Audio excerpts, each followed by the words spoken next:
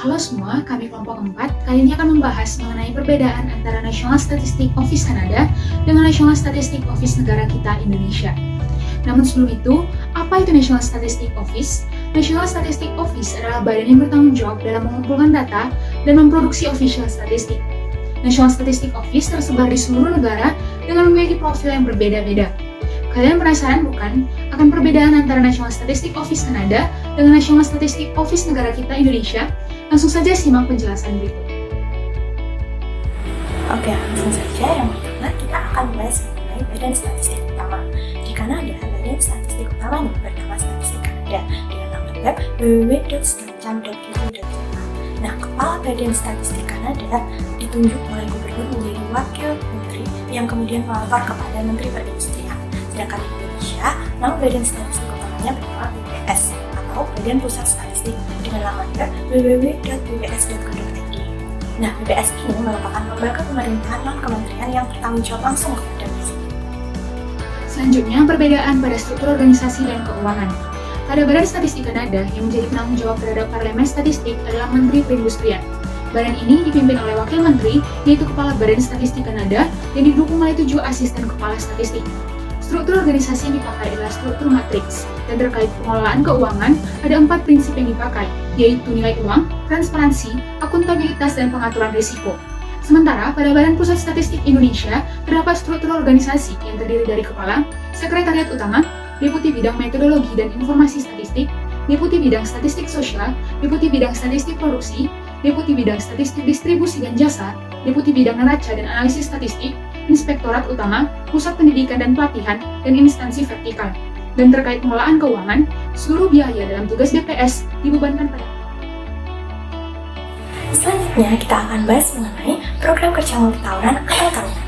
Nah, Statistik Kanada memiliki program kerja yang berkelanjutan yang dimodifikasi pada margin setiap tahun melalui redistribusi sumber daya berdasarkan prioritas pengguna dan kebutuhan program. Beberapa program kerja Statistik Kanada adalah sensus penduduk dan sensus agrikultur yang dilaksanakan setiap 5 tahun sekali dengan masa tunggu rilis selama 2 tahun. Sementara itu, kegiatan BPS di Indonesia dilaksanakan secara berkala setiap 10 tahun sekali, yaitu sensus penduduk pada tahun yang berakhiran 0, sensus pertanian pada tahun yang berakhiran 3, dan sensus ekonomi pada tahun yang berakhiran 6. Selain itu, BPS juga melaksanakan survei statistik nasional setiap tahun seperti survei sosial ekonomi nasional atau SUSENAS, survei penduduk antar sensus atau SUPAS. Selanjutnya, perbedaan pada tugas utama. Pada Badan Statistik Kanada, terdapat 2 tujuan utama yang dipakai dalam mencapai misinya, yaitu yang pertama, untuk memberikan informasi statistik dan analisis terkait struktur ekonomi dan sosial Kanada untuk meningkatkan pengambilan keputusan publik. Yang kedua, untuk mempromosikan standar serta praktik statistik yang baik. Sementara pada Badan Pusat Statistik Indonesia, terdapat beberapa tujuan utama, yaitu menyediakan kebutuhan data bagi pemerintah dan masyarakat, membantu kegiatan statistik di institusi pemerintah, mengembangkan dan mempromosikan standar teknik dan metodologi statistik, dan membangun kerjasama dengan institusi internasional dengan negara lain. Oke, sekarang mengenai sejarah dan informasi latar belakang. Statistik Kanada awal kali didirikan pada tahun 1918 dengan nama pertamanya adalah Bureau Statistik, yang kemudian diganti nama menjadi Statistik Kanada sejak terbitnya Undang-Undang Statistik pada tahun 1971. Dalam undang-undang ini, Statistik Kanada diberi mandat yang lebih luas, yaitu untuk mengumpulkan, menganalisis, dan mempublikasikan informasi statistik yang berkaitan dengan industri, keuangan, sosial, ekonomi, dan umum.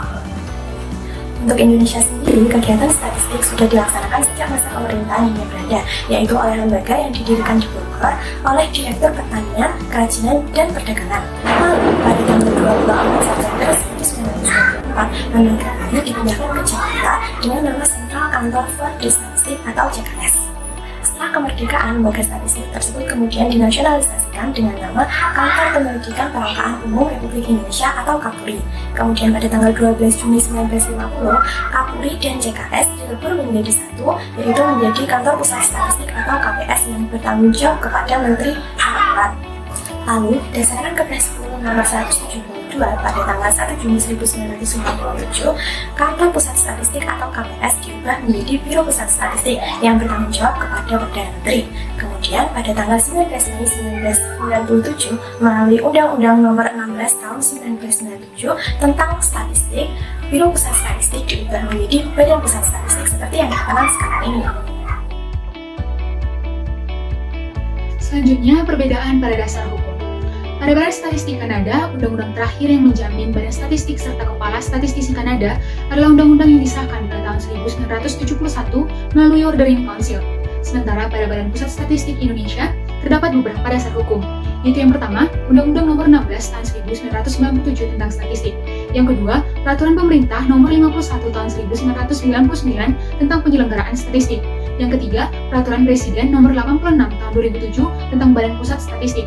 Yang keempat, Perka Nomor 9 Tahun 2017. Yang kelima, Perka Nomor 10 Tahun 2017. Dan yang keenam, Perka Nomor 87 Tahun 2017 tentang Organisasi dan Tata Kerja Politeknik Statistika STIS.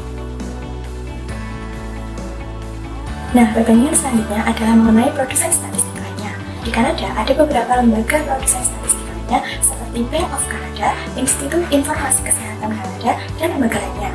Sedangkan di Indonesia, menurut Undang-Undang Nomor 16 Tahun 1997 tentang Statistik dan Peraturan Pemerintah Nomor 51 Tahun 1999 tentang Penyelenggaraan Statistik, BPS menyelenggarakan statistik dasar, sedangkan kementerian atau lembaga pemerintah lainnya menyelenggarakan statistik sektoral sesuai dengan tugas pokok dan fungsinya. Selanjutnya, perbedaan pada Badan Penasehat Statistik. Pada Badan Statistik Kanada, Dewan Penasihat berperan dalam memberikan nasihat terkait kualitas keseluruhan sistem statistik nasional yang mencakup relevansi, keakuratan, aksesibilitas, serta ketepatan waktu data, dan juga penerbitan laporan tahunan keadaan sistem statistik nasional kepada publik. Sementara pada Badan Pusat Statistik Indonesia, Dewan Penasihat Statistik yang dikenal dengan Forum Masyarakat Statistik bertugas untuk memberikan saran serta pertimbangan kepada Kepala BPS terkait bidang statistik. Selanjutnya mengenai pengumpulan data. Sensus penduduk terakhir di Kanada dilaksanakan pada tahun 2016, sedangkan di Indonesia sensus penduduk terakhirnya dilaksanakan pada tahun 2020 kemarin. Dalam hal akses data administratif, BPS Indonesia memiliki akses terhadap data administratif yang disediakan oleh pemerintah dan atau masyarakat. Sementara itu, Statistik Kanada menggunakan data administratif untuk melengkapi atau mengganti data survei. Kewenangan untuk mengakses data administratif tersebut disediakan oleh Undang-Undang Statistik Kanada. Lalu untuk menjamin kerahasiaan data, Statistik Kanada menjaminnya melalui undang-undang dan sistem teknologi informasi yang melindungi informasi dari akses luar yang tidak sah. Semua karyawan Statistik Kanada juga bersumpah untuk melindungi informasi dan menerima pelatihan kerahasiaan wajib. Sama halnya di Kanada, di Indonesia, kerahasiaan data responden juga dijamin dalam undang-undang, yaitu Undang-Undang Nomor 16 Tahun 1997 tentang Statistik. Undang-undang tersebut menyatakan bahwa semua yang berkaitan dengan data diri dan informasi pribadi tidak disampaikan kepada publik. Yang terakhir adalah perbedaan pada diseminasi data. Pada Badan Statistik Kanada, diseminasi data tersedia dalam bentuk mikrodata untuk penelitian, tanggapan atau permintaan khusus, pidato publik, presentasi serta wawancara melalui televisi atau radio. Bahasa umum yang digunakan adalah bahasa Inggris serta Prancis. Sementara pada Badan Pusat Statistik Indonesia, hasil statistik yang disebarluaskan meliputi hasil sensus, survei, serta kompilasi produk administrasi yang dimuat dalam berita resmi statistik atau media lainnya.